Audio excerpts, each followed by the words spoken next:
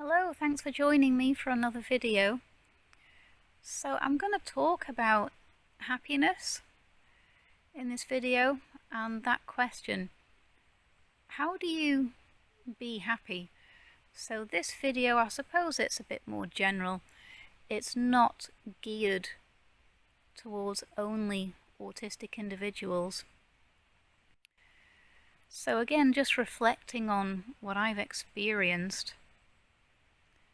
I won't spend too long talking about this, but I suspected autism in a particular year, and it was because I'd had some children come to me for music lessons whose parents were telling me that their children were autistic, and it made me look into autism a bit more deeply. And then I sat back and thought, oh my goodness, was I born with autism? I ticked most of the boxes. Sorry to put it that way, but I did. So I told my doctor, they referred me, I was added to a waiting list. I saw the autism specialist about 3 or 4 months after my doctor referred me to the autism service. This is the NHS in northwest England. And that autism specialist was asking me a few questions. They spent a little bit of time with me, and the answers that I gave them to just about all of the questions, and saying I struggle with this, I struggle with that, I don't like the sound of this, that autism specialist and their assistant just kept nodding away. They just kept nodding away. And then just under 2 years later, I'd reached the top of the waiting list, so it was my turn. Had my diagnostic interview, which was 5 hours long, and then I received a letter from them a month later saying, you meet the criteria for a diagnosis of autism, Miss Jones. So at that time I didn't know really what autism was. I suppose I just knew the word and a few things about it. And during that time when I was waiting for the diagnostic interview, my mind was jumping in different directions. I was thinking, yeah, I think I'm definitely autistic, definitely. Then a while later I'd think, actually no, don't think I am. And then a short while later I would think, perhaps I'm borderline. So this is why it's because my mind was jumping in so many different directions on whether I was autistic or not. I needed that professional diagnosis so that it became, I suppose, absolute and definitive in my own head. Yes, I'm definitely autistic. So, like I said, I didn't really know what autism was when I got this diagnosis done. So after reading that letter, I did feel anger, shock, upset, relief, and I needed a bit of time to come out of all of that, because I obviously had this, at the time to me, a one-word explanation as to why I was having so many problems.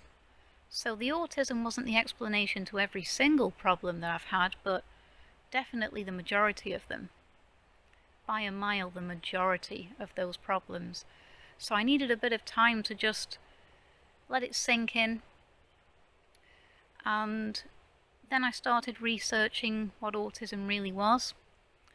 I spoke to a psychologist friend over the phone also, and this is now around about 9 months after the NHS diagnosed me with the autism.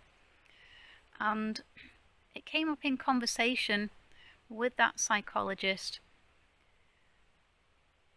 something about the unconscious mind. Now, given the fact that I was walking around with autism unaware that I had it, made me even more vulnerable than I would have been if I'd have known about the autism many, many years earlier.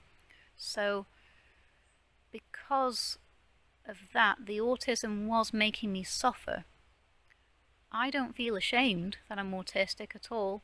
Personally, I don't view it as a label. There's nothing wrong with being different.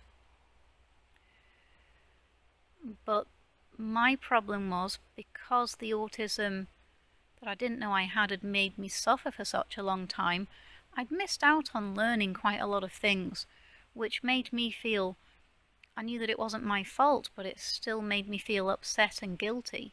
So a psychologist telling me over the phone, the unconscious mind, I remember thinking, gosh, what's that?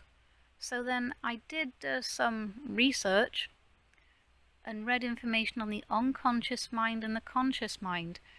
So just reflecting on my memories of that research, it sounds like the unconscious mind counts for something like, I'm not an expert, but something like 80 to 95% of the mind, something like that.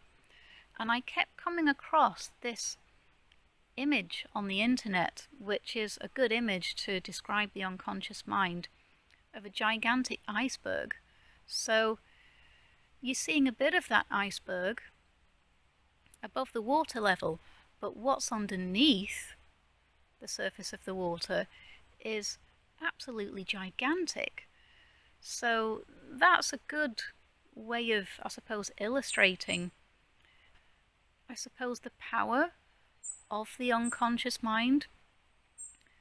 So I think a quick example of the conscious mind would be someone saying to me, can you play cello for our wedding, please? And I say yes, and I send them out my performing agreements. Once they tell me what pieces they want me to play, they sign them, send them back. I plan my travel route, all that kind of thing.